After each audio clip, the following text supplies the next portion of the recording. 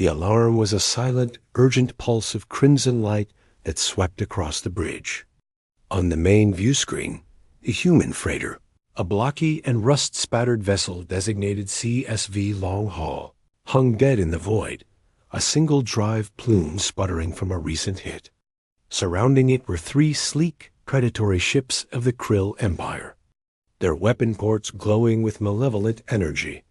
On the flat bridge of the Krill command cruiser, the captain watched the display, her 4-fingered hands resting calmly on the command rail.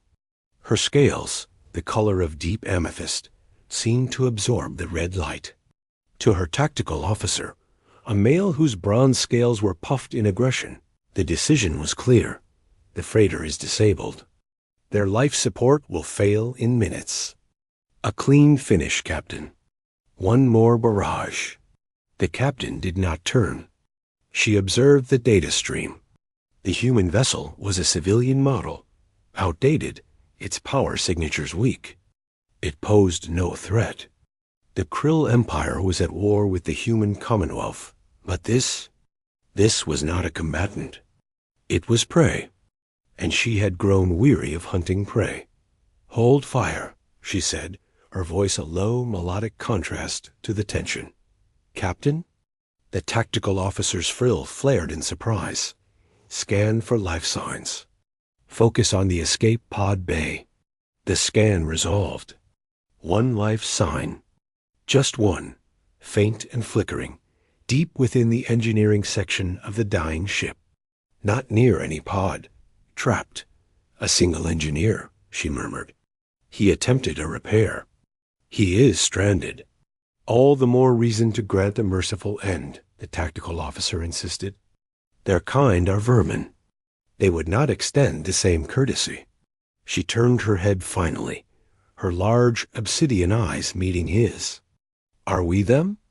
Target the freighter's main reactor only. Trigger a controlled breach. It will create a radiation surge that will mask a pinpoint transporter beam. Bring that human directly to the brig isolation cell. You are sparing him? This is a violation of standing orders." "My orders," she stated, the melody gone from her voice, replaced by a tone of finality that chilled the bridge. "Carry out my command." The tactical officer stiffened, but complied. Moments later, a precise lance of energy struck the freighter's core. The vessel bloomed into a brilliant, silent flower of metal and gas. Amid the fury, a tightly focused transporter beam plucked a single, unconscious form from the inferno. He awoke on a cold, bare floor that smelled of ozone and something faintly metallic. The air was cool and thin.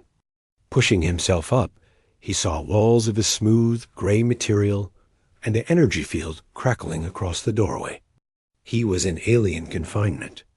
Memories crashed back, the attack, the failing engine, the blast. He should be dead. Hours later, the energy field dissipated.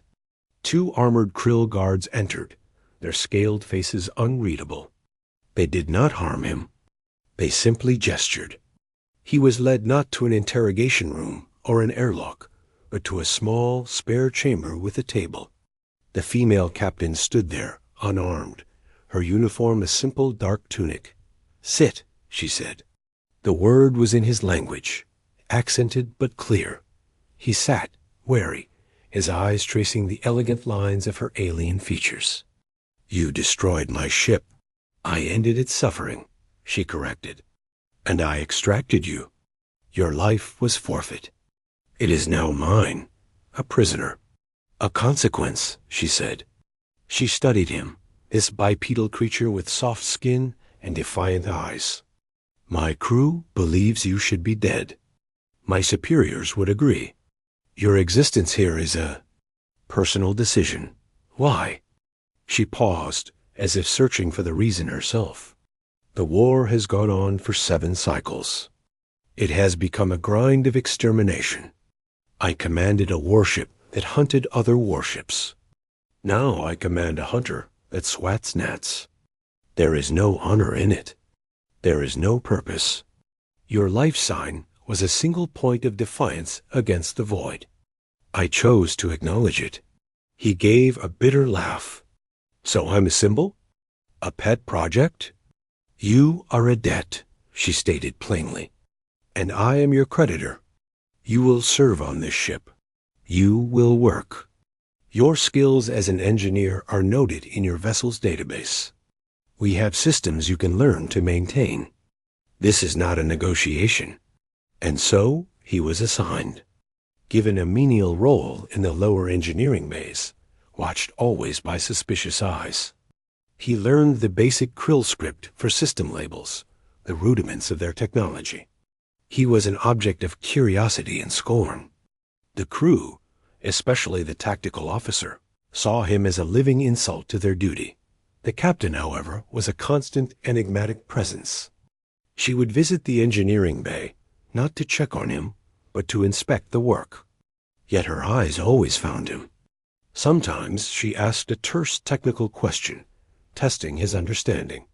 It was during one of these visits that the ship's alarms finally screamed for real. They had crossed into a contested system. A human cruiser, newer and faster than their aging hunter, ambushed them. Plasma bolts tore into the Krill vessel. Lights failed. Gravity fluctuated. In the engineering bay, a plasma conduit ruptured, spraying superheated matter. The Krill techs scrambled, but one was trapped by falling debris, directly in the path of the cascading energy. He moved without thought. Shoving a startled Krill aside, he grabbed a magnetic clamp and slammed it onto a buckled support beam. He hauled with all his weight, muscles screaming. The beam shifted just enough. He lunged, pulling the dazed Krill technician clear as the plasma washed over the spot where he had been. He stood, panting, his hands burned, facing the stunned stares of the alien crew. The saved technician looked up at him, his frill pressed flat in shock and confusion. Later, when the battle was over and the ship limped away, he was summoned to the captain's quarters. She stood by a viewport, the stars streaking by.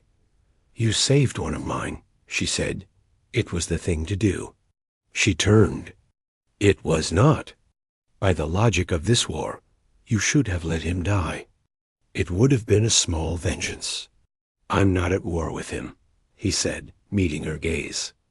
"I'm just the guy you spared." A long silence hung between them. "My first officer reports that the ambush was possible because of a flaw in our sensor algorithms. A flaw you identified in a report no one read." He shrugged. "I noticed a pattern. I had time to read a lot of manuals. You acted against your own people today." "My people are dead," he said, the words stark and true. "The ones on that cruiser were soldiers. The one in engineering was. Just someone doing a job." She nodded, slowly. "You have paid your debt, and incurred a new one. From me." She stepped closer. "The crew no longer sees a prisoner. They see a puzzle. They see the one the captain spared, who then saved a Krill life. Your continued presence is changing things. Is that bad?" "It is dangerous," she said. "For you and for me. My authority is being questioned. The tactical officer is gathering support. He believes my judgment is corrupted by sentiment. What will you do?" "I will do what I must," she said. "You are transferred to primary engineering. You will have access to more systems. You will learn more, and you will report any further anomalies directly to me." Time passed. The ship continued its patrols, but the captain began to avoid direct engagement, citing sensor ghosts and unstable warp fields. The tactical officer's dissent grew from a whisper to a near-constant challenge. He saw the humans' influence as a toxin and the captain as the source. The crisis erupted at the edge of a nebula. A small, unarmed Krill civilian transport was adrift, its distress signal bleeding through the stellar static. The tactical officer argued it was a known human trap, a tactic used before. The captain ordered a rescue scan. With respect, Captain, your judgment is compromised by the human you keep. A tactical officer declared publicly on the bridge. You seek to avoid conflict, to spare the helpless. It is weakness. It endangers this ship. I am assuming command under Regulation 7 Alpha. Guards loyal to the officer moved toward the command platform. The bridge crew froze, divided. From the engineering station on the bridge, where he had been summoned for a systems diagnostic, he watched the coup unfold.